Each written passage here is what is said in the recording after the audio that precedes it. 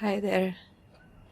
Today I'm staying in this magical place at my friend's house, and I decided to use this opportunity to record the next video, the reading of another story. And this is gonna be the second story of Hank. And I know that after the first one, after I posted the first one, people said like, oh, we can't wait for the second one. And I was a little apprehensive to post the next one because if you watched the video, if you heard the story, it's a little bit sad.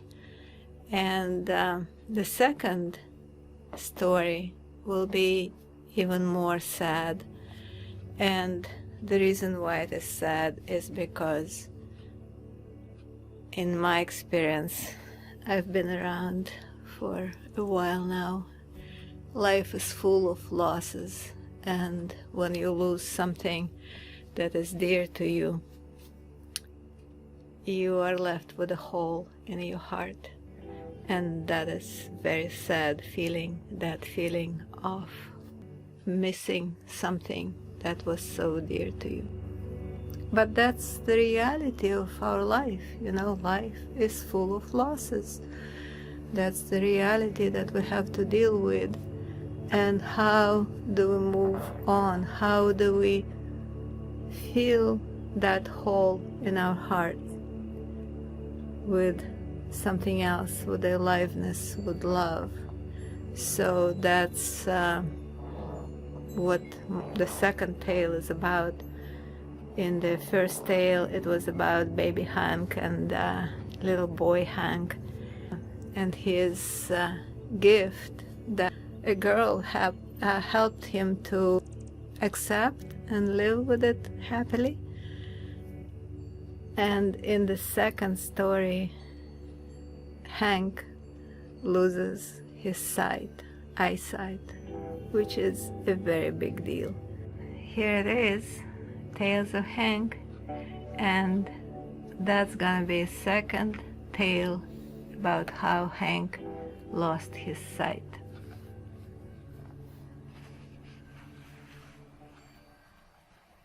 A few towns away from the town where Hank lived, there lived a man called Grigon, and he had the magic to make things disappear. The very first time he did it was very early in his life, when he just started to learn how to walk.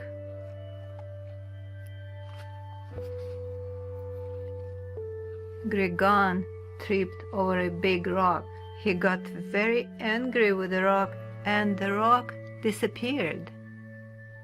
When Grigon became aware of his gift, he experimented a lot, trying to learn how to control it.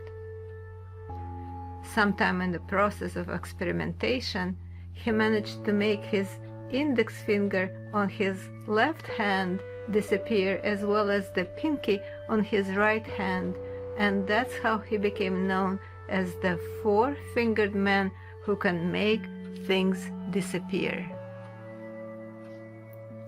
Grigon was proud of his magical ability to disappear things. It made him feel powerful and special.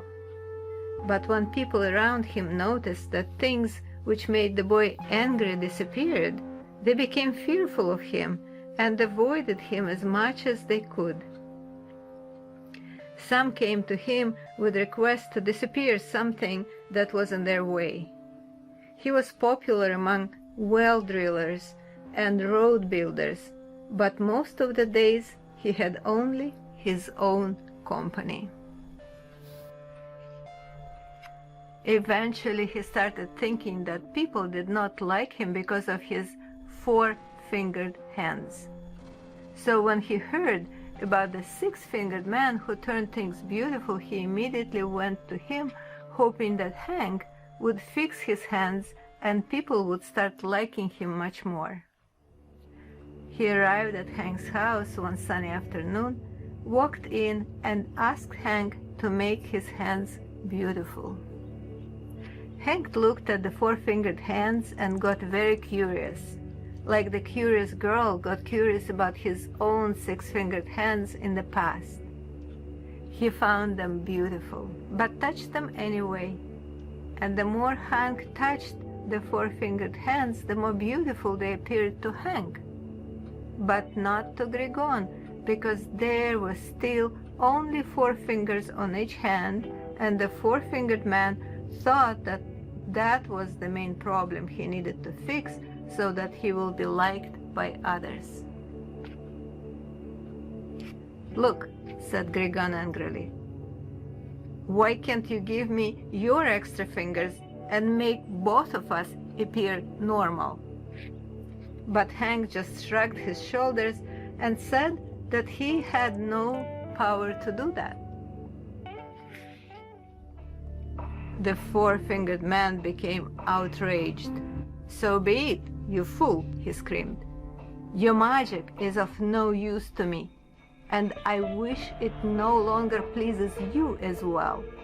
I wish you could never look again at the beauty you create, or any beauty, or anything at all. Now I disappear your eyes forever." And with these words, the four-fingered man, who could disappear things, ran out of Hank's house. When Hank heard those words, he was terrified. He covered his eyes with his magical hands and held his hands upon his face for a long time.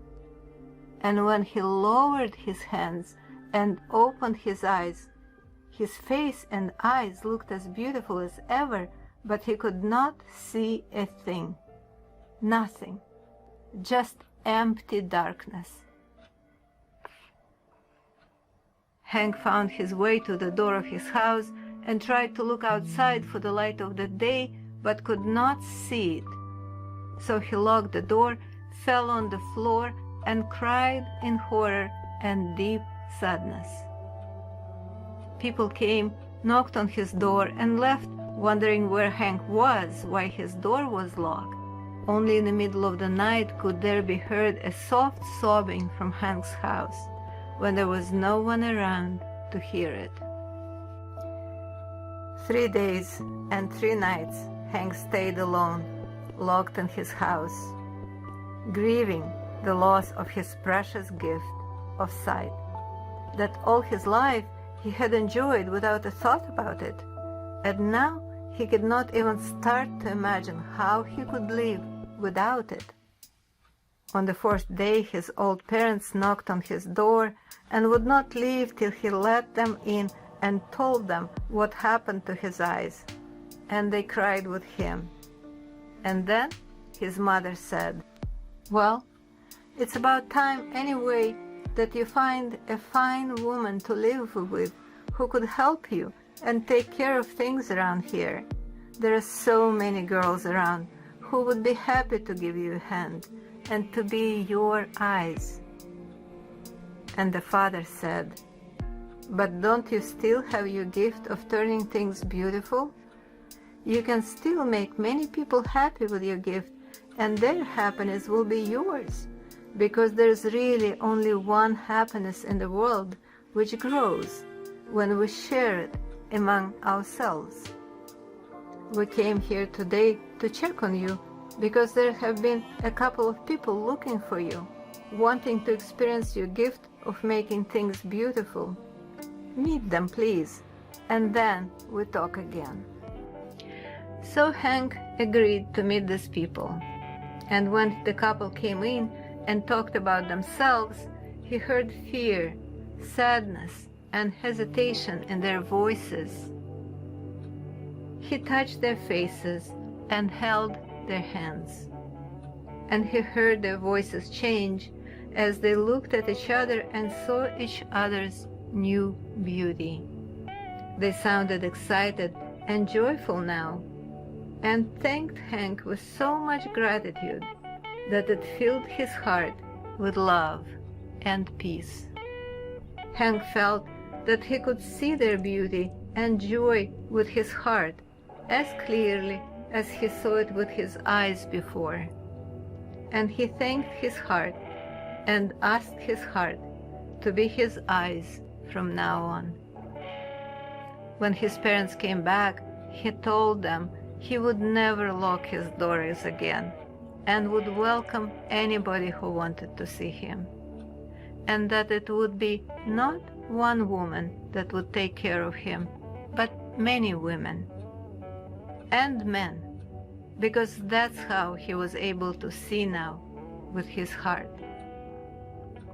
His mother cried some more, and his father smiled and told Hank that he would be fine, and Hank believed him.